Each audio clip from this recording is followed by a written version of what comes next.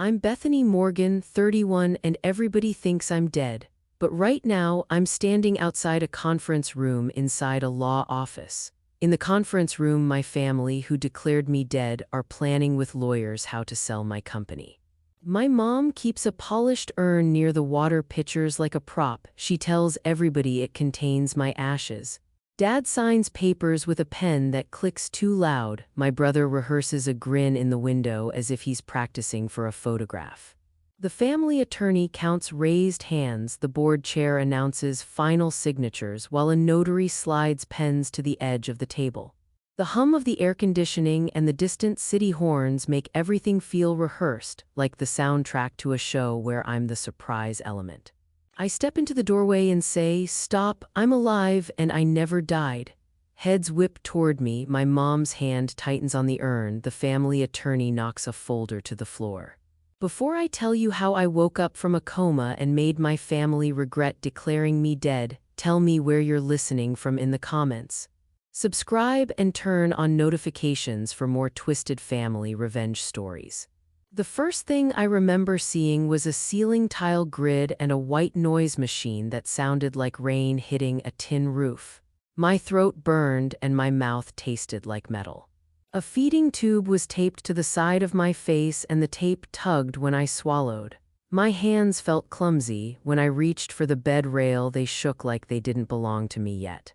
A nurse halted at the door, eyes wide, and dropped a chart so hard it slapped the linoleum.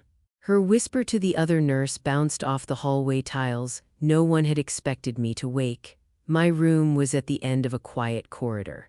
The window framed a parking lot, and off to one side, a billboard advertising family lawyers with smiling faces.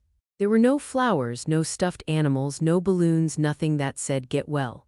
Instead, a laminated notice on my door said "Restricted visitors," the letters official and final, like a stop sign for affection.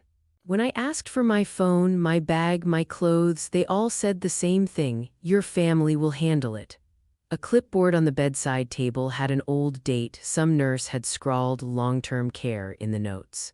I tried to laugh and it came out as a dry cough. The mirror in the bathroom showed jagged scars along my hairline and bruises yellowing on my chest.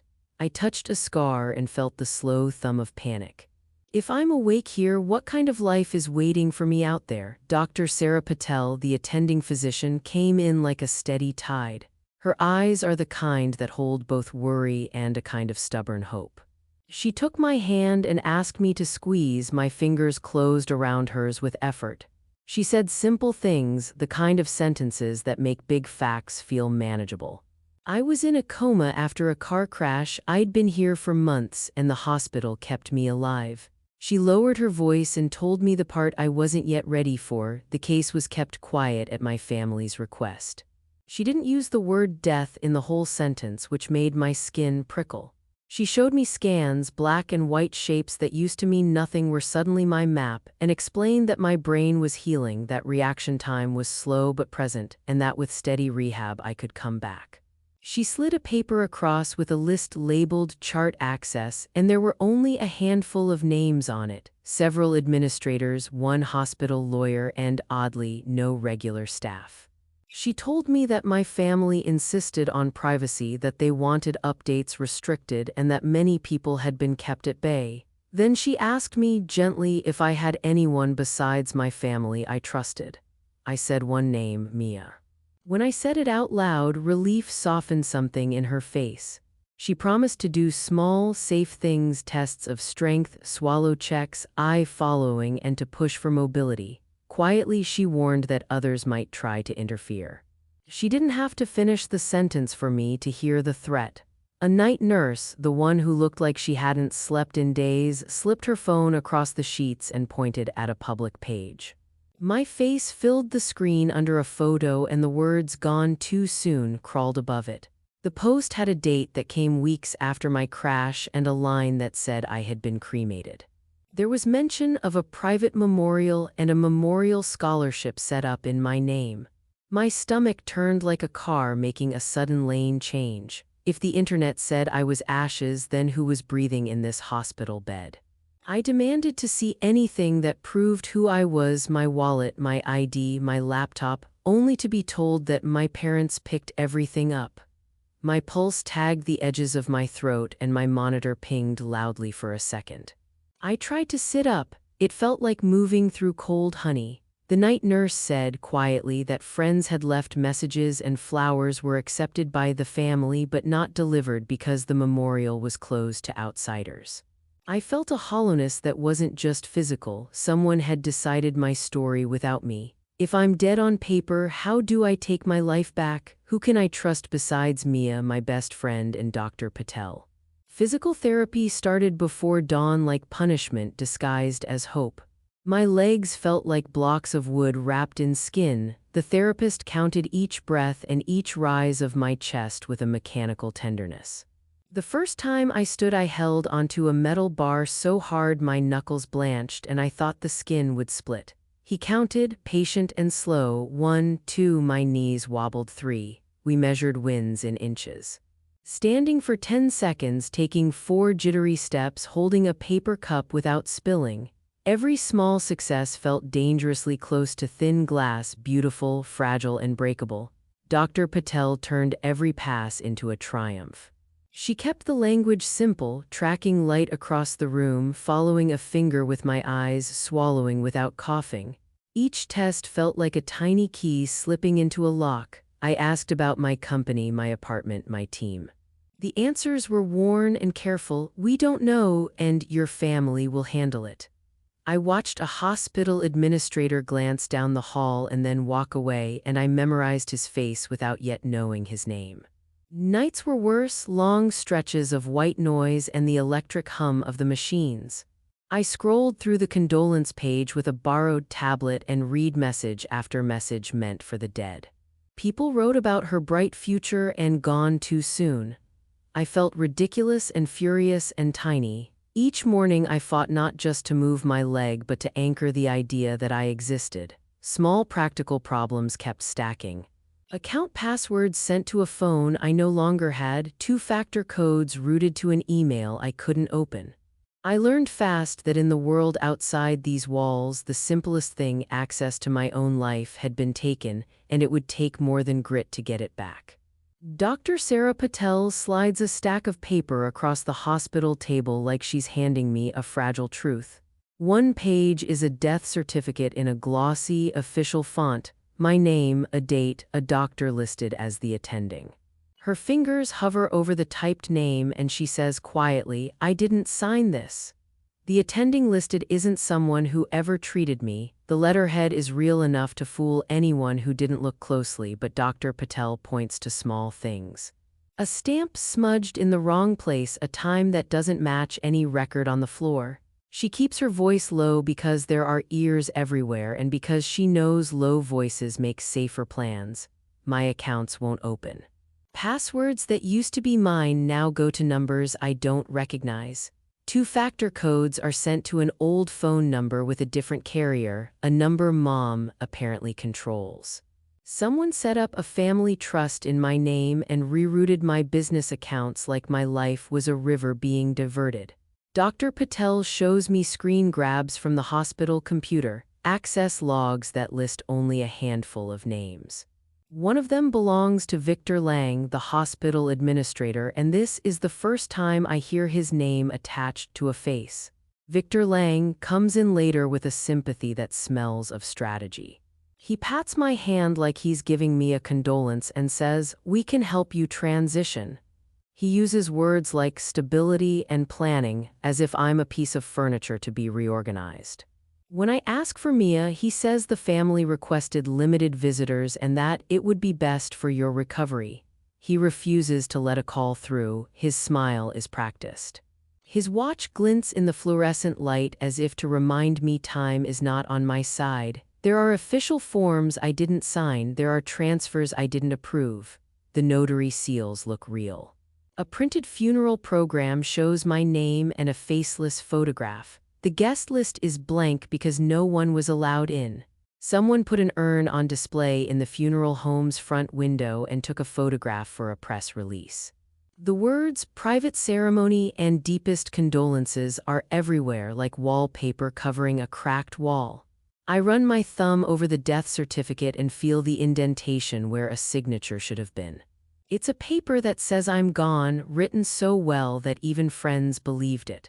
Standing there with Dr. Patel, the room spinning a little, I realize the worst part isn't that they took my money, they took the story of me, and stories steer the world. I choose my first ally. Dr. Patel is quietly dangerous. She knows how hospitals work, how records can be nudged if the wrong people ask, and she knows how to hide a small mercy in plain sight. She arranges what she calls a delivery consult, an appointment scheduled under the cover of a routine checkup where a visitor list could be justified. She hands me a little prepaid phone, taped into a bandage box so it looks like medical clutter. "Only use it for one call," she whispers. "Make it count." I call Mia. When I say her name into the phone, her voice catches and breaks and then becomes steady in a way I need. Mia, my best friend and former chief operating officer of my startup, is the only person in the world who knows the company's first code phrase and the color of the coffee stain on our original pitch deck. When I speak the phrase we used before launch, a stupid little secret that meant we're good, she goes silent for a second and then breathes, "Bait, you're alive." Her tears are on the other end of the line, quiet and furious. She tells me what I've already suspected. There was a closed funeral, a rushed vote at the board, and a proxy put in place from the estate to vote my shares. She says the chair of the board moved fast and that people who asked questions were walked off the property like they were the problem. We set rules in that first urgent whisper: no direct contact with mom or dad, no confrontation until we have proof, and no public posts that can be twisted. Mia is practical in the way that used to make her an incredible number cruncher and a good COO. She asks what I need and, without being asked, starts compiling. Who at the company might still have access, which old cloud backups might exist, and which board members voted last. She tells me she tried to log into our company email and got locked out, and that anyone who challenged the change found their access revoked. She promises she won't go back to the office unless we have a plan. Dr. Patel squeezes my hand and says she'll support a quiet discharge if we can make it seem like a normal step in recovery. Her suspension of protocol is a small, risky rebellion on my behalf, and I know it will cost her if discovered. That cost is worth more than I can say in a hospital room that smells like antiseptic and lost afternoons. Mia tells me she has one contact who can poke without making noise, an old vendor who used to set up our servers and who still has an off-site backup. She says she'll try to pull old emails and board minutes, anything that shows timings and decisions. We agree on one more thing: keep everything short, simple, and undeniable. No rumors, no maybe-s. We will speak in plain facts and hand those facts to people who can hold them without blinking. We both know the cost of being wrong here is losing more than money. It's losing the proof that I ever existed. The sale that erases me forever. Mia sends a screenshot that makes my stomach drop like stairs. An agenda for an emergency board meeting flashes across my tiny screen. Final disposition of assets, approval of sale. The meeting is in 3 days. Oliver Shaw, the chair of the startup's board, is listed as presiding. Noah Grant, the family attorney, appears on the sign-in line to act on behalf of the estate. Noah has done this kind of paperwork before. He's the kind of man who turns plans into signatures with a calm tone. The buyer is a shell company that lists the same address as a holding company Caleb has used for years. The deal will move key assets, the parts of the company that make the money, into someone my brother can influence. Once those assets change hands, undoing it would be nearly impossible without a courtroom and a long, messy fight. The sale is timed like a breath held and released. The same day they've scheduled the vote, there's a press release about a memorial scholarship in my honor, a charity move that will give anyone who asks a moment to look sympathetic instead of suspicious. The sales documents are slick and full of phrases meant to seem harmless: stabilization, strategic reallocation. But when I squint, those words look like a sluice gate being opened to drain everything I built into a place my brother can use to pay his debts. Mia pulls up a roster of board members and highlights the ones who don't ask questions at meetings, people who follow the chair's lead because they trust the chair, because they want the work to be easy. The timing is brutal. 3 days to stop a vote that will hand them control. The family attorney's fingerprints are everywhere. Noah has handled transfers, conservatorship paperwork, and emergency proxies before. He's experienced at moving things quickly when grief is the cover. The agenda says signatures may be given on behalf of the estate. That phrasing gives them the ability to sign as if the decision came from me when it did not. If they lock this down, they'll have legal cover and public sympathy neatly wrapped together. The urgency sits like a stone in my throat. If I stay hidden and quiet, they'll finish the job. If I move, I'm weak and visible and might be silenced again. The choice narrows to a sharp point. The insurance thread Mia mentions another line I hadn't fully seen: insurance. There was a life insurance policy connected to my name that, when paid out, would steady the lenders leaning into my brother's deals. It wasn't a small sum. The payout cleared the week after the memorial, according to a quiet message from an investigator who asked questions because the timing looked odd. Renee Park, the insurance investigator, sent a terse note to Mia. Time stamps in the claim showed condolence letters drafted hours before my supposed time of death. Someone had an outline ready to go, complete with statements and a suggested donation link. That kind of preparation reads less like grief and more like a plan. Renee wanted to know if anyone had seen my body. The answer given by the funeral home and by the family was a closed cremation and no public viewing. If I'm alive, that payout is fraud. If the payout is reversed, it draws attention to everything else. If I show myself too soon, they might move faster to erase evidence, files, receipts, signatures. It's a trap with no safe middle ground. Renee says she's been itching to open a formal fraud inquiry, but she needs a spark, a reason that doesn't look like one woman's accusation. Her file is waiting on a trigger she can't pull without exposing herself to a powerful family. She tells us in her clipped way to be careful. Once that box is opened, everyone will notice. The insurance thread tightens the noose and also hands me a rope. If I can prove I'm alive before the insurer closes the file and before the sale finalizes, there's a legal reason to freeze accounts and votes without relying solely on my testimony. It gives an outside party reason to look hard, but it also means the clock is shorter. Insurers move fast and quietly when money is involved. The choice gets starker. Do we act now and risk everything, or wait and let the paperwork turn into a wall I can't climb? I decide to move. Victor Lang tells me with a sympathetic tilt that discharge isn't in the plan. You're not stable enough, he says, like he's describing a house that needs more work. I stare at him and remember the way he patted my hand before. When Dr. Patel hears this, she looks like someone who needs to pick a side and already knows what she wants. She says, we can do a discharge against advice. We'll document her progress and note she's decision capable. She prints the language carefully like it's armor. We make a plan that feels illicit and necessary. Dr. Patel will sign a note recommending outpatient rehab and a short-term discharge. She warns that if anyone asks, she'll say it was a clinical choice meant to encourage home therapy, nothing dramatic. I'll leave during a shift change when the floor is busy and the shadow of faces will keep me anonymous. We pack a bag with the few things I own: a sweater, a paperback, a notebook with a corner of a business plan still scribbled in the back. Dr. Patel slips the prepaid phone into my palm again and says, call Mia the moment you get outside. She tightens her fingers on my wrist like she's handing me a fuse and whispers, 3 days. We flip the table or they close the door on you forever. The parking lot smells like gasoline and winter. My chest hammers, my legs protest each small step as if they're betraying me. We get into a car Mia arranged under an alias, cash exchanged like contraband. The engine hums and I breathe out a sound that feels like the first honest thing I've made in months. I think of the funeral program of the urn of the condolences typed like stage directions. The plan is dangerous, messy, and probably illegal if it's found out, but it's also the only way back in. I choose to move.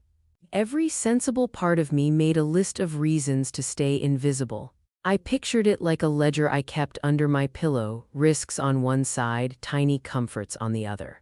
I was weak, bruised, still learning how to use my feet without the floor turning traitor. I could barely lift a coffee cup without grimacing. My parents had money, power, and a stable of people who knew how to move quietly. Dad had connections that bent hospitals and lawyers. Mom could write sympathy that read like scripture. Caleb had the kind of charm that made people look the other way when he needed them to. They had lawyers who could turn grieving into signatures. If I walked out the wrong door, they could call the hospital, call the police, call anyone, and make me look unstable.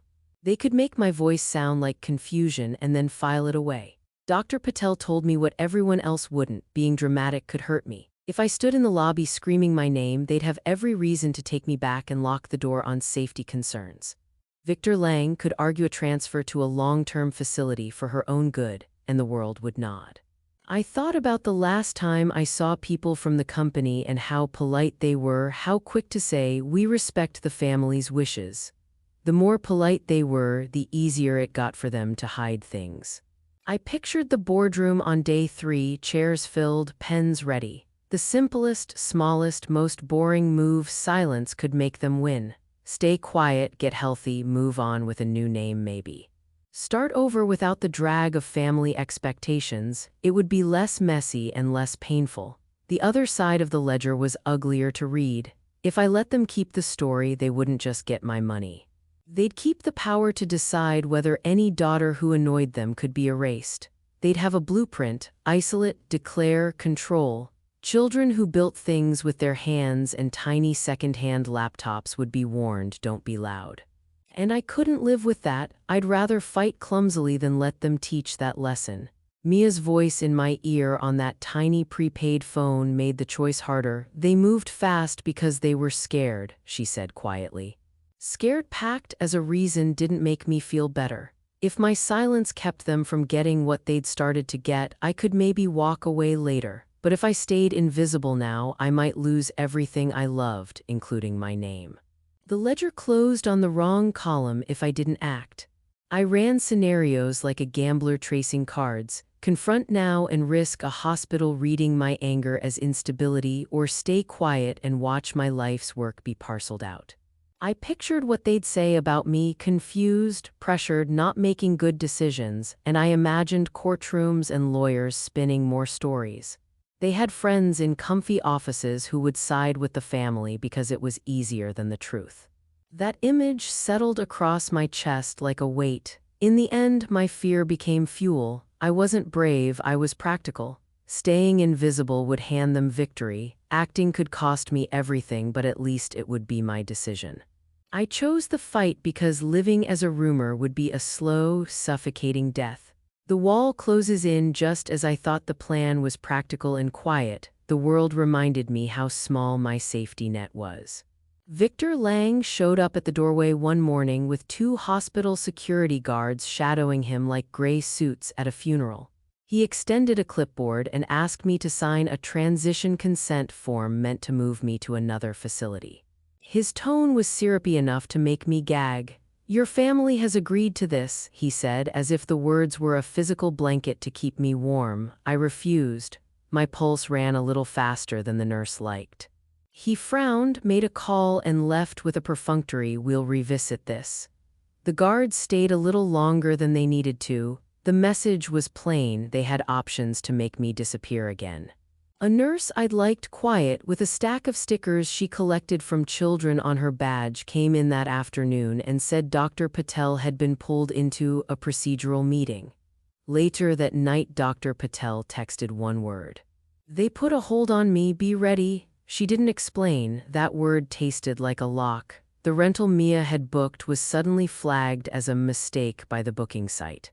Someone at the company mentioned offhand that a private security firm had been seen near my old apartment complex. I started noticing a white SUV around the block like a bad dream that wouldn't leave. Mia said she felt watched on her way home from work. The family attorney sent a legal-sounding email to my former COO threatening defamation if she kept spreading unfounded claims about my memorial. It read like a promise. Things that seemed small added up fast: doors left unlocked after we checked them, calls traced and returned to no one, a landlord told that someone in his building was under investigation. Even the petty things felt like weapons. Grocery deliveries canceled, email accounts locked with inexplicable security issues. We tightened our rulebook: no call to mom or dad, no direct contact, but the world outside tightened too. The hold on Dr. Patel meant fewer safe hands. Victor's shadow lengthened. I realized then that our quiet, careful moves were being matched by their quiet, careful restraints. We couldn't just nibble away at the edges. We had to move in a way that forced light into the rooms they'd hidden behind. Narrowed options, clear choice when the walls closed in, options thinned to two things like the last two slices of bread. Run and never look back, or stand and take every hit until something breaks. Running meant losing any paper trail, any proof. It also meant letting them keep the lesson they'd learned. You can erase someone if you're organized and you don't get messy about it. Running felt like letting them mark the map. Standing meant assembling a messy, dangerous team and going into the places they thought safe. It meant exposing myself to risk again, letting strangers see my scars, letting the world watch me in real time. Both choices had costs that would follow me into new lives. We chose the harder option. I couldn't unchoose the small girl who filmed Caleb learning to tie a tie while I held the camera. Those memories were my tether. Mia and Dr. Patel both said they would take the risk, and their faces were determined in a way that made me less alone. We had to be smarter than simple bravery. We needed strategy that used the weight of truth against their machinery. That meant gathering proof that couldn't be shrugged off as grief or confusion. It meant building a network that could handle pressure and deliver facts in a way that stuck in people's heads. If we were going to make a scene, it had to be a scene that cracked the armor of "we were grieving" and replaced it with "they stole from her while she was alive." New base, new rules. The short-term rental Mia found felt like a stage we weren't supposed to be on. 2 mattresses on the floor, a folding table that stared at us, blackout curtains that smelled faintly of smoke and bleach. It was anonymous in a way that comforted me. Mia had bought sweatpants, protein shakes, 2 cheap phones, and a kettle that clicked like a tiny protest every time it boiled. We laid down rules like tape on a floor: no predictable routines, no repeating routes, and no single device with all the answers. We split tasks the way survivors do, build systems that don't rely on a single person. I wrote objectives on a cheap pad in big letters: prove I'm alive, stop the vote, expose the lie, reclaim the company, reclaim my name. Next to that, I wrote smaller things.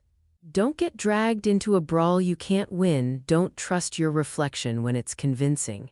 Mia took insider roles, calling old vendors, pulling what backups she could, and quietly asking former employees what they'd remember. Dr. Patel promised medical support and a credible witness if needed. I took the part of being the face when the time came, saying my name on camera, showing the scars, making the claim that would go beyond rumor. We agreed to never, ever contact mom or dad directly. Their names were in our mouths only as warnings, never as bait. We made sure to create redundancy. Copies of everything would go in 3 places. A cloud Mia could access, a thumb drive in a public locker, and a hard copy hidden with someone I could trust outside the immediate fight. We practiced short statements I could make in front of a camera that couldn't be spun into confusion. Every file we made was in plain language: dates, times, receipts, so anyone, jury or public, could understand it without a translator. The rental smelled like coffee and old paper, and every time I opened my notebook and rewrote an objective, it felt more like a map than a wish list. We weren't safe, but we were organized, and in a situation where secrecy had been their weapon, organization might be ours. Building the team. Lucas Reed, a private investigator, came to the coffee shop with hands that looked like they'd done honest work and a voice that wanted to sleep. He sat across from us and watched me a little too closely, like someone taking measure. I handed him my scans. Dr. Patel had scribbled notes and a signed statement about my condition. Seeing the papers, Lucas's face softened into the kind of focus that said he'd been waiting for something real to chase. "I can follow paper," he said. "I can watch what people file and where money goes." He wanted proof I was who I said I was before he ran his first surveillance check. He asked for details I could give. Names, dates, the funeral home's name. We gave him what we had. Grace Porter, a forensic accountant, joined via a grainy video call. Grace had the kind of calm voice that made spreadsheets sound like weapons. She explained she could follow money through a trail of boring-looking wires and invoices and show exactly where funds that used to be mine went. She wanted access to bank alerts, account names, company filings, anything that showed the path of transfers. Grace drew diagrams on a virtual whiteboard, arrows and boxes that made the chaos look like a highway with exits we could block. She said it would be tedious and effective, and that those were the two best words a plan like ours could have. We added people carefully, choosing those who could handle exposure and pressure. Lucas to find where things had been hidden and to get photos and records, Grace to follow the money and make a picture a jury could read. Mia to dig into internal files and signal when the board was moving, Dr. Patel to verify my story medically in a way that would make it hard to dismiss as a cry for attention. Each person brought a different kind of stubbornness. As we left the coffee shop, the plan felt less like fantasy and more like a machine we could turn on. We weren't invulnerable, but we had a team that could hold the room open long enough for the truth to walk through. Mia, who still knew how to get past old servers and dusty backups, pulled a file from an old cloud account we kept when we were paranoid young founders. There were emails about a rushed agenda, last-minute proxy votes, and someone asking, "Can we move the meeting before the end of the week?" The tone sounded too calm for a crisis. It sounded like a plan. Those emails let Lucas cross-reference times and names against security logs at the funeral home and the crematorium. The first moves were simple and small.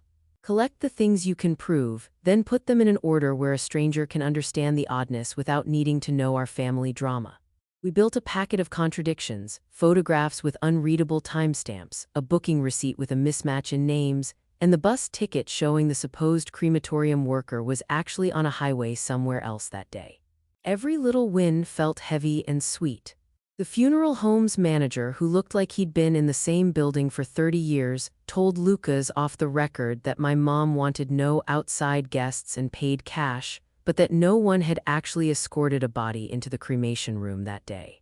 He coughed and said, "We handle the paper, but we don't control what happens on the floor sometimes." That kind of shrug is all I needed. It meant there was room to push and a place for truth to slip through. All of it had the same shape. A missing step where a normal procedure should have been. Missing steps were proof, because honest systems rarely have holes unless someone makes them. Lucas's photos of the crematorium showed a maintenance tag with a date that came after the date they claimed they'd used the chamber for me. He circled it and sent it to Grace with 3 words, "This is bad." Grace's response was a single emoji of a magnifying glass and the 20 attachments that followed. The first moves were clumsy and hopeful and necessary. We were turning what felt like a private lie into a public puzzle, one piece at a time. The cracks in the cremation story felt like watching a painted wall peel, slow at first, then suddenly dramatic. Lucas found a copy of the crematorium's logbook and a handwritten note that said a particular chamber had been out for service on the day in question. He took photos of records that showed no accounted for entry under my name. The supposed transfer form from the hospital to the funeral home had signatures that didn't match the handwriting in other hospital notes. When we held the forms up on screen, every clerk we talked to nodded the same way. Things were off enough to raise eyebrows. One of the more damning items was a travel receipt for a clergy person who was listed as having officiated at my memorial. The receipt showed they were hours away in another state on the day they were supposed to officiate. Lucas played the recording of the funeral home's receptionist muttering that my mom had insisted on a closed ceremony and refused outsiders because they wanted privacy. That sentence, given in a place that sells privacy for a living, sounded less like protection and more like a way to erase witnesses. When the funeral home's manager admitted they'd accepted cash and had no guest book because she was family only, it read like a confession in slow motion. The upholstery of the funeral home's front room smelled like lemon cleaner and grief, and the manager's face was a map of small compromises. He told us that an urn was displayed in a window, but no ashes were ever signed out under my name. Lucas cataloged every invoice, every empty slot, and every handwritten note. We began to put together a simple, blunt narrative: no transfer, no chamber use recorded, a supposed efficient out of town, and an empty sign-out line for the urn. People who read it didn't need a lawyer, they needed to feel that something obvious had been hidden. The cracks in the cremation story started as small doubts and then widened into a series of facts that couldn't be ignored. Grace, who loves tracing money the way others love solving puzzles, turned what looked like chaos into a map. She started with my business accounts and followed the money like footsteps through mud. Small transfers glided into larger ones, round numbers that smelled like cleaning fees. She found wires going from an account that used to be tied to my personal payroll into a family trust that showed up 3 days after my supposed death. From that trust, funds moved into a company that matched an address Caleb had used for years. Grace drew arrows on a digital whiteboard so simple a kid could follow them. My account family trust holding company payments that helped cover Caleb's lenders. One wire was particularly ugly. The day before the memorial, a large payment went to a luxury car dealer as a down payment. The contact phone on that dealer invoice matched Caleb's assistant. Grace sent a screenshot with a single line: down payment day before. It wasn't proof of intent, but it was proof of benefit. The estate had voted in favor of a bridge loan that directly helped stabilize a partner company Dad had worked with. The loan lined up with invoices for consulting that had no consulting attached to them, just money moving in directions that helped one person clean up his mess. She explained it to me in plain language when I asked over the phone. They're moving your money into places that help them cover losses. It looks neat because of how quickly they did it, but neat is a poor disguise. Grace's diagrams made it simple. Follow the arrows and you end up at the people who needed rescue. She set up alerts to ping if any more money tried to move out. That simple ping felt like a promise. Grace also found that the proxy votes on the board used my estate's shares to approve moves that benefited partner companies my family had ties to. Paperwork can look sterile, but people who read it know the smell of advantage. We were seeing advantage painted in broad strokes across my accounts. As Grace traced the wires, little patterns showed up: salaries that stopped, bonuses rerouted, rent payments suddenly covered by unknown entities. It read like a cleanup crew moving in after a ship runs ashore. She prepared a plain 3-page explanation that made it simple for an ordinary person to see the theft, who got what, when, and why it mattered. She kept the language blunt and humane. This money was mine, it moved, here are the steps. It was tedious work, but it turned grief into a map that could follow a trail to those who benefited. Renee tightened the insurance thread like a noose that had a chance to become a leash. She'd been looking at the payout timing and had a list of oddities that made her jaw set. Condolence statements and press drafts, she told us, were created hours before the time the family told the world I died. She sent screenshots with timestamps, a draft statement from my parents with a file creation time minutes before the official time of death. That kind of preparedness didn't happen when someone dies suddenly. It happened when someone expected a moment and planned for it. Renee told us she couldn't open a fraud case without a reason, but that if someone could show her on record that I was alive at a time after the payment, she could demand a freeze. She wanted a presence verification, a simple thing: name, date, place. If I could stand in front of the right person and say, "I'm Bethany Morgan, I'm here today," she could pause the payout and alert the company. That would drag the insurer into the room and force questions that couldn't be smoothed over by a press release. There was a danger in her help. If she moved too soon, it would warn the family and they'd rush to hide evidence. If she moved too late, the money would be gone and the vote would be sealed. She asked for patience and timing, and she asked for clear proof that couldn't be argued away. She also warned that the hospital administrator had called her office to check on leaks, so any loud move might bring a coordinated response. The insurance thread tightened the plan. If we could prove my presence before the money finally cleared and before the vote completed, we might stop both. If we failed, they'd have sealed the deal and made the truth an inconvenient detail. The risk felt enormous and strangely simple. Show up, make the claim, and force someone with power to stop the machine. That night, a text from Dr. Sarah Patel was one single word. Suspended. The hospital said she was under review for boundary issues and patient safety breaches. The phrasing was clinical, but the meaning was clear. Someone powerful had called in a favor. My stomach dropped because Dr. Patel had been the only person at the hospital who ever treated me like a person and not a case number. Her suspension felt like someone pulling a pillar out from under a tent. At the same time, the building manager where we were staying called to say there was a mistake in our booking and that management had canceled our extension. The rental showed a weird glitch on the website that made our reservation disappear. Mia called the booking company and got a polite, scripted apology. When your shelter evaporates and your doctor is put on ice the same night, fear becomes very practical. Then came the email from Noah Grant, sent to Mia with a tone meant to wound, not inform. It read like a threat dressed in legal form: stop publishing allegations or face consequences for defamation. It didn't matter that the words were hollow. The message landed like a fist. My phone rang with unknown numbers. My landlord got calls about unauthorized guests, and someone tried the motel room door at midnight. Lucas Reed, the private investigator, sent a terse update. They know we're poking. The punches were subtle but precise. Take away allies, make hiding hard, threaten everything that keeps us steady. The point wasn't to confront. It was to exhaust us until we made mistakes. We could have folded. We could have let the little acts of pressure win by themselves.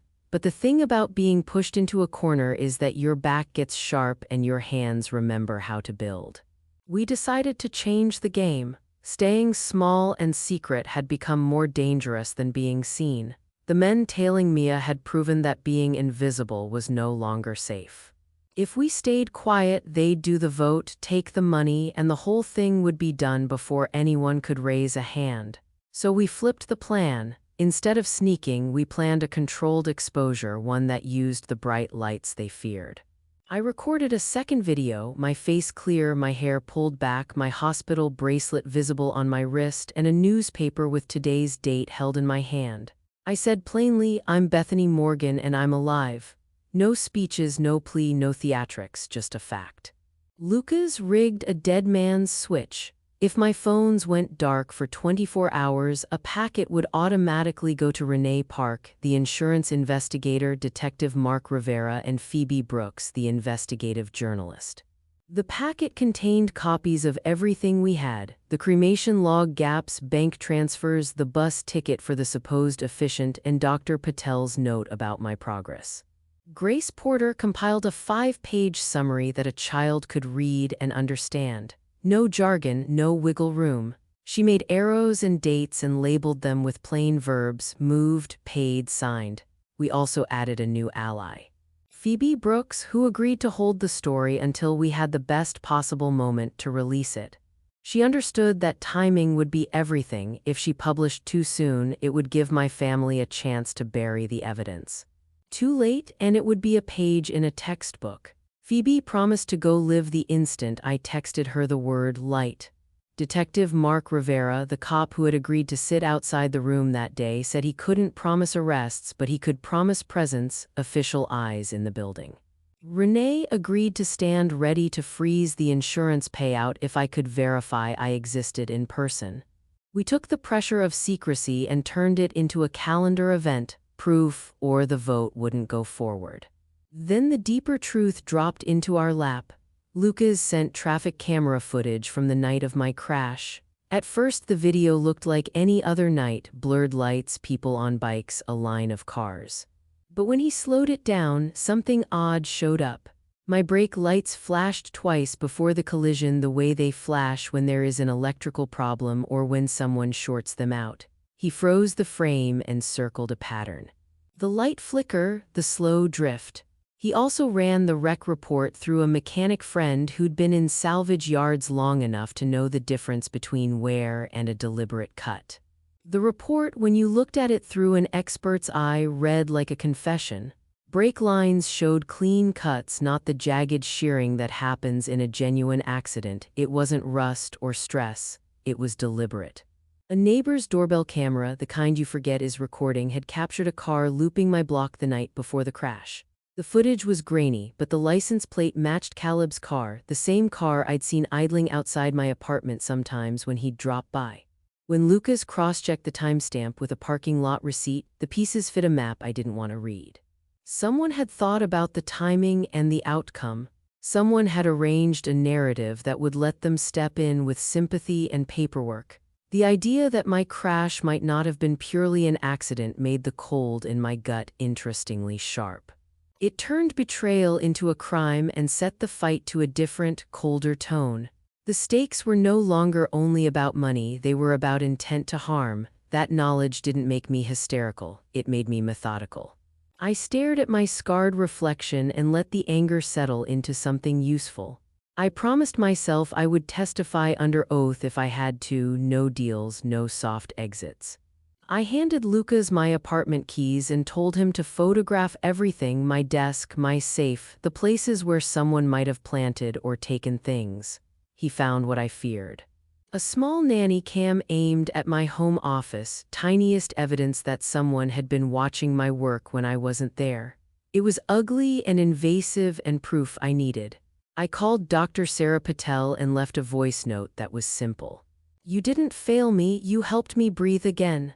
She replied with a voice message that sounded like she'd been crying in the inventory room. "I'll stand for you, no doubt." That mattered. I wanted to tell Mia I wouldn't throw her into any risk I wasn't willing to share. I told her and she didn't flinch. She said, "You be the one in the room, I'll hold the lines." Her calm steadied me in a way fear couldn't. We upgraded the plan. The emergency board vote became the place we'd force proof, the time we'd stop being shadows. Grace set up bank alerts to flag any movement. Renee prepared a presence verification form to hand to the insurer the moment I stepped into the room. Lucas put a body cam on me so every second would be recorded, both for law and for the public record. Phoebe stood 2 blocks away with a story ready to publish on the moment I gave her the signal. Detective Rivera said he'd be in the lobby with backup if needed. We shifted from collecting small truths to making one loud, undeniable fact. I was alive and sitting at the table that would decide what happened to my company. The plan was risky, messy, and impossible to pull off without nerves like Wire and friends who wouldn't flinch. But the alternative was to watch them steal even the story of my life. I chose to double down, to turn my scars into evidence and my breath into witness. Phoebe set a strict timeline. She wouldn't publish until I said light, which felt like rehearsing a switch that could explode the room. She had a multimedia package ready, photos, dates, annotated documents that would upload instantly with one text. Detective Rivera agreed to be visible in the lobby. He couldn't promise arrests, but he could guarantee that uniformed eyes were in the building and that anyone who tried to force us out would meet someone who knew how to write a report that mattered. Mia rehearsed moving me through the law office doors like a stage hand. Lucas first to open the door, me second with the camera rolling, Mia behind with a second angle. We ran that entry over and over until our timing was a muscle. We sharpened what I'd say into a small, impossible thing. "My name is Bethany Morgan. I am alive. No long explanations, no winding speeches, just a fact repeated until it was boring and therefore undeniable. We planned for interruption. If someone tried to silence me, Lucas had the dead man's switch. If the phones fell dark, the packet would auto-send to Phoebe and the detective. We made sure every file was backed up twice and stored in places no one connected to my family could reach. The upgraded plan wasn't about theatrics. It was about making proof move faster than they could hide it. It felt like setting a net so tight it would catch even those who thought they were clever. And still, every improvement came with a cost. The more we prepared for a public fight, the more the world outside pushed back. The first strike landed where it would hurt us most, our people. Mia's access to the company was the first thing they took. One morning she tried to badge into the office and the reader blinked red like an accusation. Her company email bounced back an automated message, "Access revoked." She called and got the same cold script, "We're conducting a security review." The family attorney sent a letter to the board that made the revocation look like a corporate necessity, not a personal hit. Then the rumor started. Someone planted the idea that Mia had copied company files and shared them. It was a cheap, vicious story because it changed the frame from "she's helping Bethany" to "she's stealing." Within hours, a notice appeared on her door about alleged lease violations, and an eviction notice followed, taped in a way meant to be seen. Mia called me from a payphone with her voice half gone and a sound of tired anger underneath. "They're trying to make me small," she said. She told me a private security firm had shown up at her landlord's office asking about her. The board that once praised her for steady leadership now sent a terse letter accusing her of violating confidentiality. They moved to strip her of any remaining titles the same week they tried to strip her of credibility. Watching her phone ring with unknown numbers, seeing a stranger in a suit look into her building's lobby, I felt that old knot in my throat, the one that tightens when you know the other side is playing to win by any rules they'll invent. They weren't just cutting her off from the company, they were trying to gut her life until she couldn't stand. It hurt in a way that wasn't about losing an ally, it was a reminder that they could reach us if they tried. Our safe house felt less safe the day we came back to find the door ajar and a drawer pulled halfway out.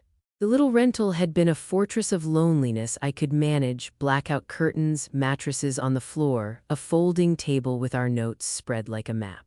Seeing the door open felt like someone having read our plans and then decided to laugh. A white SUV had sat on the corner all day, idling like a beetle waiting for night. When it drove away, it left a silence that tasted like a watched throat. Lucas drove us to a motel down the highway because staying put felt like bait. The motel smelled like bleach and cigarettes and the kind of plastered-on privacy that doesn't protect you from people who want to know where you sleep. We moved our backups into a locker at a women's gym across town. We split files into 3 places like a bad lie might be split into smaller, messier parts. Trust felt both precious and scarce. Dr. Patel texted a single word the night we left: "Careful." The word held everything: fear, apology, a warning that she'd been reprimanded for helping me. When you watch your safe places creep away, your access to offices, your doctor's presence, the rental that lets you breathe, you stop pretending you're only fighting a paper fight. You're fighting for the small practical things that let you survive long enough to win. The intrusions left me raw in ways the evidence couldn't fix. Nights became a series of startled awakenings, a hand searching for where feeds and tubes had been. I dreamt of the crash with the feeding tube still taped to my cheek. The phantom of being sedated crowded me in half sleep, and I woke gasping like someone had pressed their hand across my chest. It's hard to tell people you're brave when you're living with that kind of fear. So I started to say it out loud: "I'm terrified of being drugged asleep again." The confession made Mia lean in closer and Dr. Patel write a note in her medical file about the risk. Fear became fact and facts needed plans. We moved into redundancy and ritual. Each night I tucked copies of critical files into the hidden places they'd taught us to use. A book with a hollowed-out spine at a public library locker, a thumb drive in a bank safety box under a false name, and a cloud folder with an alias account Mia controlled. We labeled everything in plain language so any decent person who found it could understand the story without legalese. Cremation logs, bank transfers, funeral receipts, presence proof. I made a list of names and stared at it with an honesty that hurt. Mom, Dad, Caleb, Noah Grant, Victor Lang, Oliver Shaw. I circled them not as a gesture of hatred but as a ledger of who had power over my life. The list steadied me because it was something I could act on. I wrote one more truth in the margins of the list: being seen matters more than winning headlines. If Mom and Dad could put me in a box and call me a memory, the only way back was by being visible in a way that couldn't be dismissed. The vulnerability was real. It made me sleepy sometimes and mean other times. But it also taught me the thing I'd kept forgetting in the hospital: survival is not romantic. It's small logistics, stubborn people, and a willingness to let others hold you when your hands are shaking. We had losses and compromises piling up. But vulnerability taught me how to protect the things that really mattered: the facts, the files, and the people who'd stand when the room got hot. I learned to be seen not because I wanted an audience, but because being seen was my only defense against being erased. The mall of tiny panic rolls through me in loops. If the vote happens tomorrow, their signatures will lock the sale. If the insurer closes the file, the payout is set. If the courier delivers the distribution notice, banks will start moving. The practical details crowd in the way distress does. Phone batteries where the extra thumb drive is hidden, whether someone else has copies. Grace pings. She's ready to send a hold request to partner banks, but she needs a trigger. Lucas texts a shaky line. Cameras show increased foot traffic at law office. Phoebe calls and her voice is the clear thing it has been all along: calm, too calm, like steel wool. We need that window bait. The window is closing. Mia is in the room with me, hands folded so tight the knuckles whiten. We go through the list again like people rehearsing a line that will save them. We mark the times, set micro deadlines: leave for the office at 8, be in front by 8:15, doors open at 8:30. The rhythm steadies me. Detective Rivera says over the line he can get one uniform to the lobby and maybe a plainclothes officer in the hall, but he can't guarantee they'll hold anyone. He can promise presence, not protection. That promise is something, though. Renee says she can be on the phone and trigger a freeze if someone shows her a signed, witnessed presence verification in person. Grace will watch accounts. Phoebe will stand by and go live the moment I say light. Everything has to happen in sequence because if one piece falls, the chain unravels. I sleep in fits and start a list at 2 a.m., my handwriting raw. Presence proof, wristband photo, ID, Dr. Patel note. I keep adding things as if the act of writing them will make them real. I think about the urn my mom carried like a prop and how carefully they staged grief. They used sympathy as a lid. Closing the lid is what they're trying to finish tomorrow. The clock slams down and we can hear its mechanical teeth. The pressure in my sinuses feels like the first buckle in a snap strap. Every breath takes more attention. The motel light bulb hums and I stare at my hands until Mia says, "Sleep for 20 minutes, microwave some coffee, then we move." We decide on a forced, high-risk plan that strips the quiet out of everything. There's no more sneaking. We will go in front and be undeniable. My role is simple. I walk into the boardroom, show my face, say my name, present the hospital bracelet and Dr. Patel's note, and stand while Phoebe documents and Detective Rivera waits in the lobby. Lucas will go first to open the door, making it look like a routine arrival so we're not obvious. I'll be second, body cam attached, audio rolling. Mia will come last with a second camera for backup. Grace will have bank alerts set to text her the moment any flagged account moves. If anything goes dark, Lucas will hit the dead man's switch and our packet will be released to all the contacts who can force a freeze and call in investigators. We rehearse every step until the muscle memory drowns the fear. We practice the angle of the body cam, the placement of my hands on the door handle, the way I say my name so it's simple and repeated. I'm Bethany Morgan. No explanation, no plea. The plan banks on facts, not emotion. Phoebe's package sits ready in her laptop like a loaded camera, documents, photos, timelines, receipts, the bus ticket for the supposed efficient printouts of blank sign-out lines. She'll hit publish only when I text, light. Detective Rivera will handle whatever official route is needed to demand records and take statements. Renee stands ready to freeze the insurance payout if I can physically verify my presence in the room. She can make a single phone call and put a hold on the money if she sees proof I'm alive that contradicts the claim. Grace will send a hold request to partner banks the moment she sees movement on flagged accounts. The whole thing is a choreography of humans and tech, a rope of people pulling together. The plan is everything and nothing. It depends on other people doing exactly what they promised under pressure. It depends on me not trembling when the door opens. It depends on timing, my greatest enemy. I know their power to delay and obscure. I know their contacts who will whisper into receiver phones and move hands across desks. But I also know that once light hits something, it's hard to pretend it was always dark. So we'll drag light into their room even if they try to close the curtains. They answer us the way clever people answer a threat. Not with a roar, but with a lie polished to perfection. The family attorney posts a video from the memorial that circulates within minutes, grainy footage of hands placing an urn on a table, a voiceover that says, "We honored her wishes." My mom's thoughtful statement appears in more places than seems possible in one morning. "We ask for privacy as we honor our daughter's wishes," she says in a recorded message that sounds like someone who has practiced softness until it's a weapon. The funeral home's manager issues a curt note that all services were handled with dignity and respect. The hospital administrator puts out a release about respecting family decisions. Dr. Patel's name is absent from every single statement, and the missing name pulls at me like an ache. They manufacture the kind of grief that hides inconvenient details in tissue. On top of that, they produce a visual an urn in an office display, a single flower on a black velvet ring. Phoebe sends the clip to me and I watch it on a screen that suddenly feels like a mirror. The video has been edited to look like a solemn event.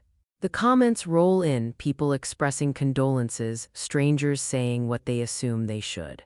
Watching it, my heart does the strangest thing. It clenches but also goes hard with a cold clarity. The perfect lie is the worst kind for a family to make because it invites the world to agree. It teaches the public that a story is true because it looks and sounds right and people want to believe the shape of grief. I lie awake feeling the heat of defeat like a fever. The motel room presses in, wallpaper thin and stale-smelling. Someone rattles the doorknob in the dark and then moves away. My breath catches. I imagine a world where my name is a headline and nothing beyond it matters. For a moment, the idea of walking away flickers as a practical solution. Change my name, find a new town, never trust family again. The thought is a cool pool that tempts me with forgetfulness. I pull out my phone and scroll to an old home video. My dad laughing as he teaches Caleb how to tie a tie, and me behind the camera, small and round-faced, filming like I belonged to the background. That small girl is the anchor I keep forgetting I have. Seeing myself behind the camera brings an ache that turns sharp into fuel. I cry until the pillow is damp and the tears are not pretty, they're hard and ragged and honest.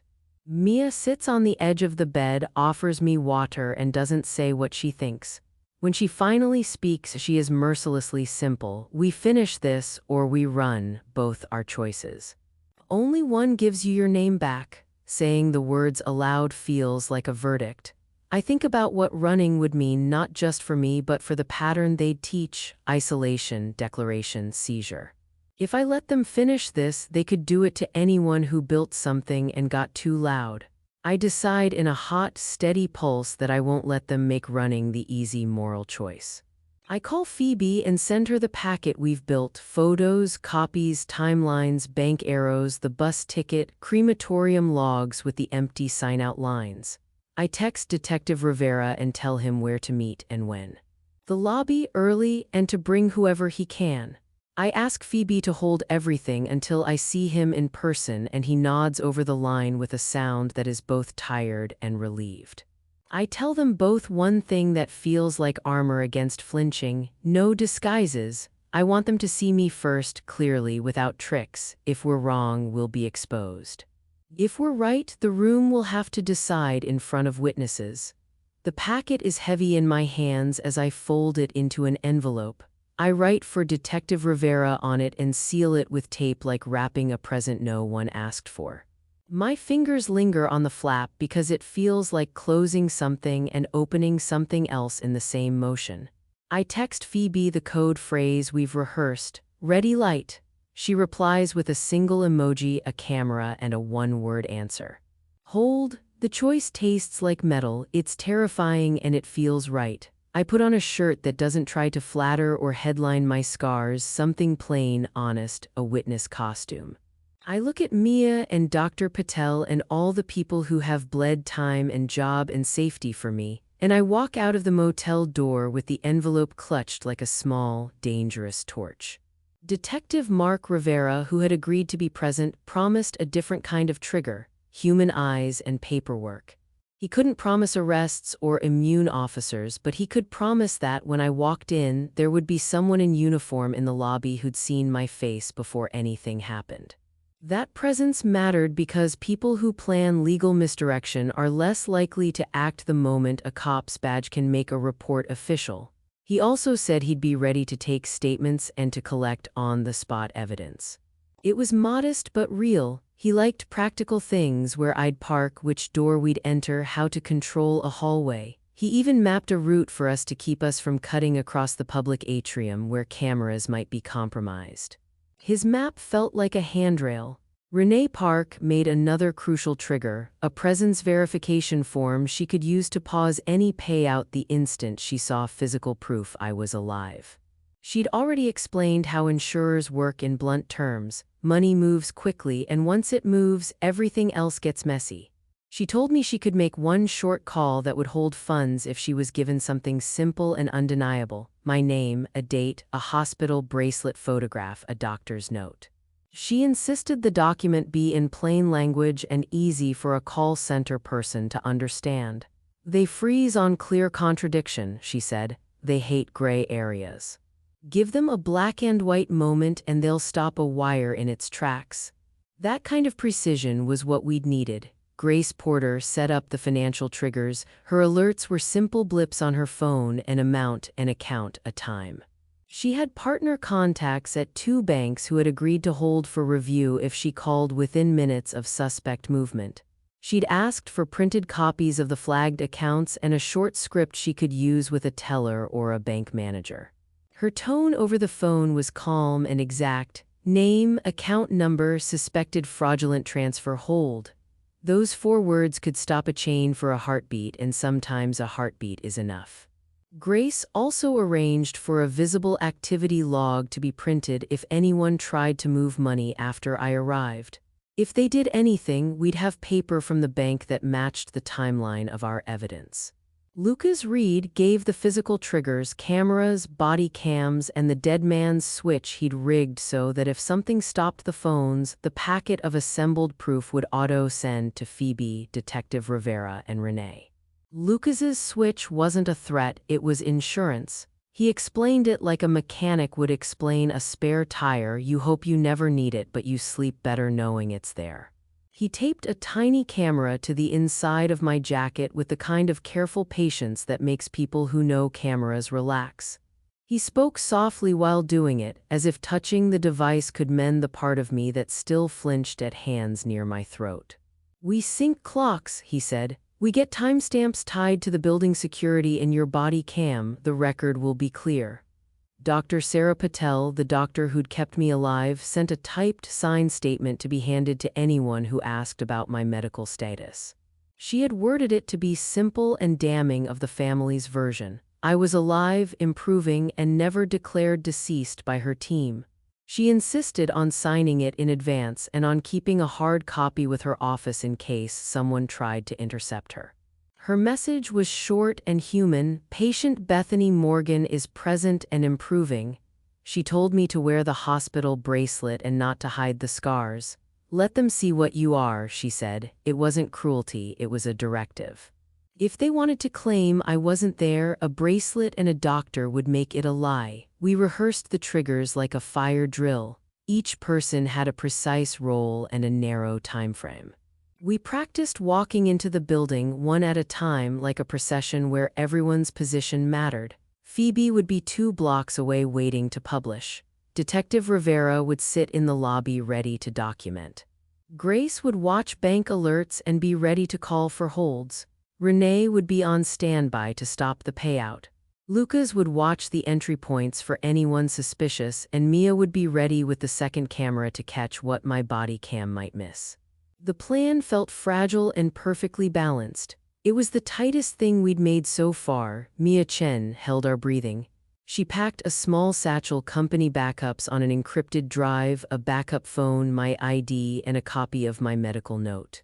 She had a calm I've learned to trust. It's the kind of calm that doesn't mean not scared, it means scared and acting anyway. She walked with me to the car and never said the word fight. Some things were softer with her. She called it showing the truth. The phrase fit.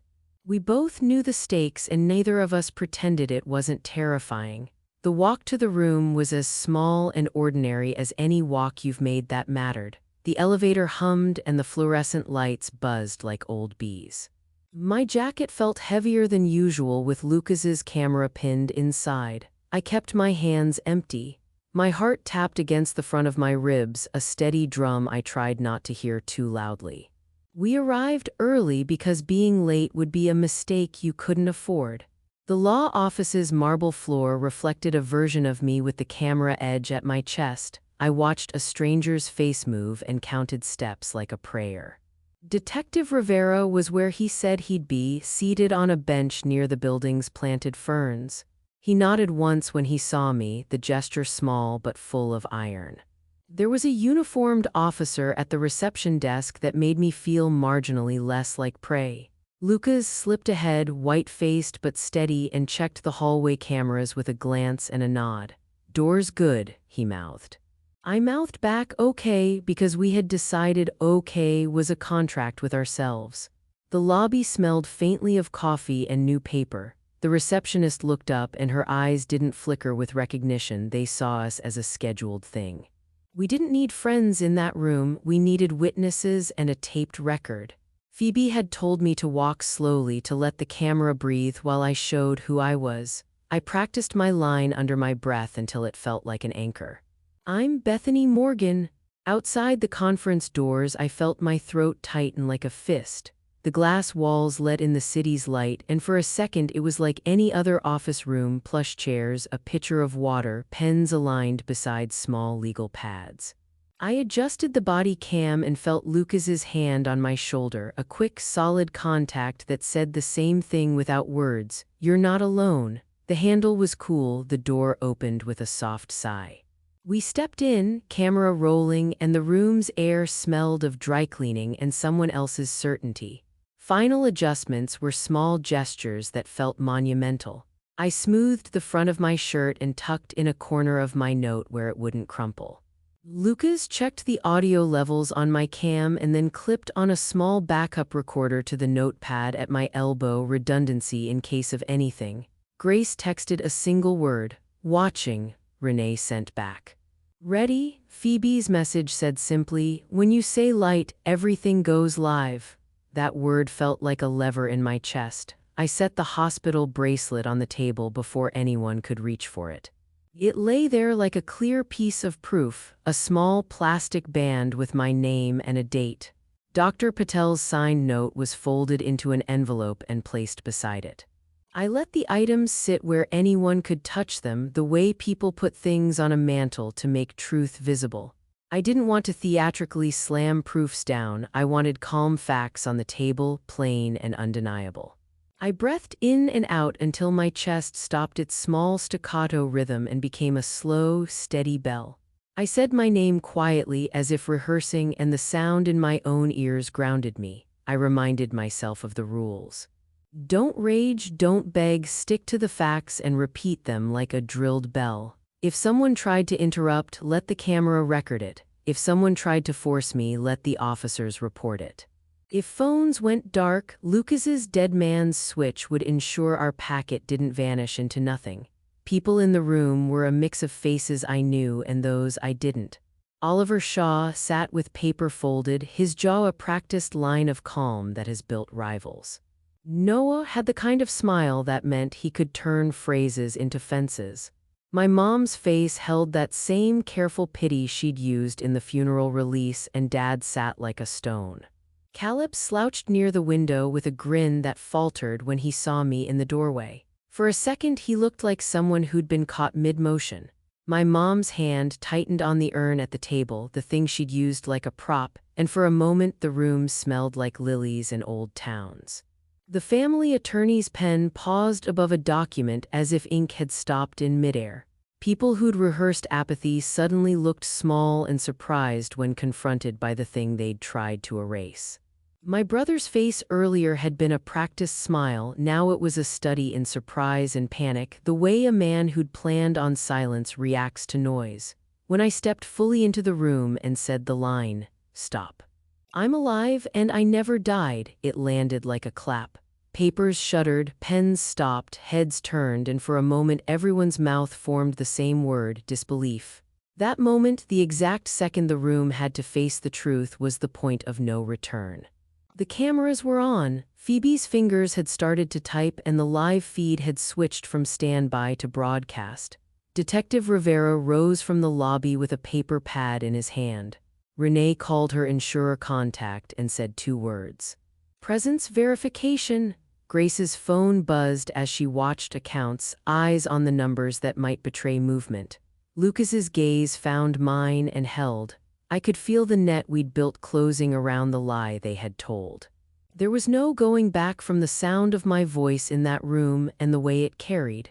People who'd thought they'd written me out had to decide right then if they'd stand behind their story or step back into silence. The point of no return was not about me being brave. It was about making the moment so public and so recorded that a lie couldn't be folded neatly away. I had crossed a threshold where the only choices left for them were explanations or consequences. I didn't know which they'd pick, but I knew I had brought light into the thing they'd buried, and light has a way of making corners suddenly very sharp. I pushed a small stack of bank transfer screenshots across the wood. Arrows Grace had drawn in red showing money that started in my accounts and ended up in places that lined up with my brother's debts.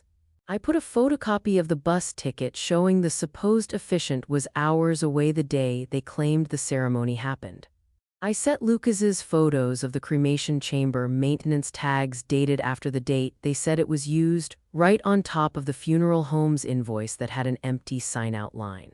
I put my phone on speaker, hit play, and a clipped audio clip filled the room, my dad's voice calm and ugly, saying words about keeping me quiet until everything's settled. It wasn't a dramatic confession. It was the plain language of someone arranging an outcome. The room got very small and very loud in that moment. Renee stepped forward and asked me gently to say my name out loud and the date. My voice felt thin, but it didn't wobble. "I'm Bethany Morgan. Today is..." I said the date. She reached for her notebook and marked presence verified. She made one phone call while I held Dr. Patel's folded note in my hands. Over her shoulder, a bank alert lit up Grace's phone. "Hold," and she texted it to my phone. "Hold in place." Lucas toggled his body cam and started streaming to backup servers. Detective Rivera, who'd been waiting in the lobby, walked in with a calm that forced the air to sit still. The board chair's face went hard like a man who had been practicing surprise only to find it in front of him. The family attorney's smile thinned. The urn on the table suddenly looked very small. Once the room had paper and audio and a doctor's note and a live verification from an insurer's investigator, the story they'd built looked brittle. Grace's phone pinged again, more holds, small digital teeth clamping down on transfers. Someone tried to move money and the system blinked red. Grace called a contact and the line went quiet on the other end as a freeze was requested. The board chair's voice became a stutter when he tried to call the vote to order. Lucas played another clip, a security cam of someone slipping around the funeral home's back door, and when he asked who could explain the maintenance tag and the signatures, the attorney sputtered and said nothing coherent. Detective Rivera walked to the table, wrote a note, and told my parents and their attorney not to leave while the police took a basic report. He didn't yell, he just said plainly that he needed to document statements and that anyone leaving would make him note it. My brother bolted for the door, face red with something like panic, and an officer blocked the exit without raising a hand. He started shouting about mistakes and family help and the necessity of closing affairs, and the sound of his voice only made the air narrower for him. Two board members who'd been silent shifted in their chairs. The chair who'd pushed this through put his hands flat on the table as if holding himself steady. The notary's pen trembled in the middle of a signature, and someone finally said out loud what I'd been thinking. The paperwork had been written by people who wanted us to believe a story, not by people who'd carefully kept facts. Grace texted hold, and the bank messages multiplied. The board chair's mouth formed a question, and then nothing. The family attorney straddled his words and then, very precisely, asked for a pause while he consulted his notes. Detective Rivera asked my mom and dad to sit so he could take their statements. He asked Noah to remain in the room. For a decade, I'd imagined this confrontation as a cinematic showdown. The real moment felt quieter and more solid, like cold water poured into a bowl. It was less about theatrical collapse and more about slow, steady unspooling. I signed a declaration on camera that said, in plain language, I am alive. I did not consent to any transfers or votes taken in my estate's name, and I wanted the company and my accounts returned to me until cleared otherwise. The camera on my chest recorded my hand as it moved over the page. Phoebe's live thread fed the document to the world 2 blocks away.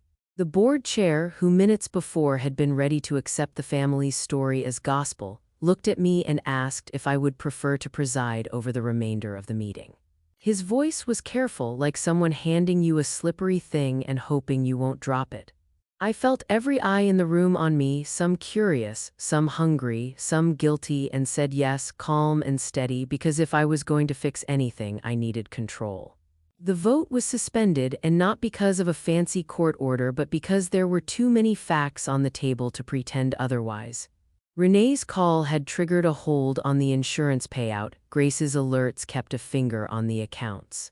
Detective Rivera wrote down the details about the breakline findings Lucas had uncovered and promised to widen the inquiry. The board suspended immediate changes and agreed to have an independent review of the actions taken in my name. It wasn't a complete victory. Papers still bore my signature in places they'd forged, and trusts still existed on files stamped after the crash. But the immediate theft was stalled and the sale unplugged long enough for investigators to step in. The room smelled like someone's aftershave and cold lemon cleaner when I left. Cameras on phones captured faces that hadn't expected to be caught. My mother looked like a woman who had been holding an act for years and then felt the props quietly taken down. Dad sat with his hands folded, the lines at his temple deeper. Caleb paced outside the room and then sat, jaw set, the first flush of real panic replacing the rehearsed charm. I felt a strange mixture of triumph and exhaustion, like waking up in a room where the lights are suddenly bright and everything is sharper and less comfortable. What came next was the messy work of sorting wreckage. Dr. Patel's suspension was lifted once my testimony made public what she'd done to help me. She returned to the ward with a letter from the hospital thanking her for her integrity, which was a small, clumsy apology made official. I framed her note and left it on the shelf of her office like a small monument. Mia got temporary access back to the company after a board member who'd been quiet took one look at the evidence and called for immediate review. Her badge once again opened the door and she cried in the stairwell for a long time with relief so raw it made her laugh quietly between sobs. Renee's report forced the insurance company to formally open a file and demand repayment where it had been given in error.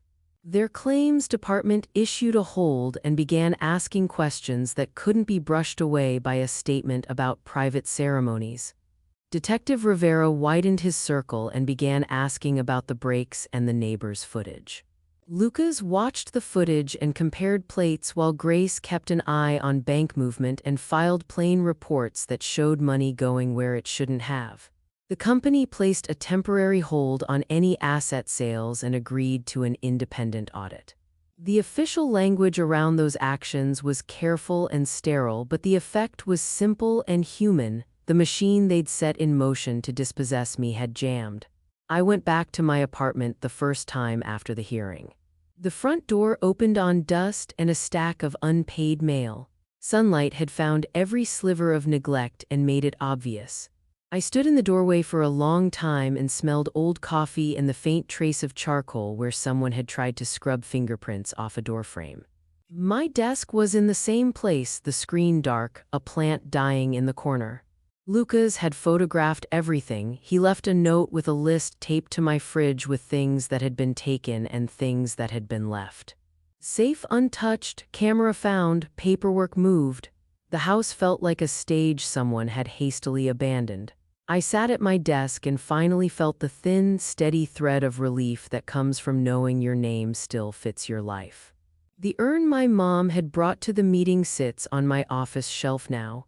The polished brass lid shifts in my hands, and when I open it, the inside is empty, light as a promise that's never fulfilled. I place it beside a stack of my own notebooks, the ones with the early scrawlings of ideas that turned into what the company became. The empty urn is not a trophy, it's a reminder of what they tried to make of me. I keep it there like a warning, not to hoard it, but to remember how cleanly they tried to bury me. From the window of a glass-walled room in the building where my name now sits back on the chair, the city looks like a map of small, stubborn lights. My name plate gleams in plain letters. I sit with Mia and Grace and Dr. Patel at my side and look out over streets where people are going about lives that my story briefly touched. I pick up my recorder and say one line into it, steady and small. My name is Bethany Morgan. I am the author of my life. The phrase settles into the room like a comfortable coat.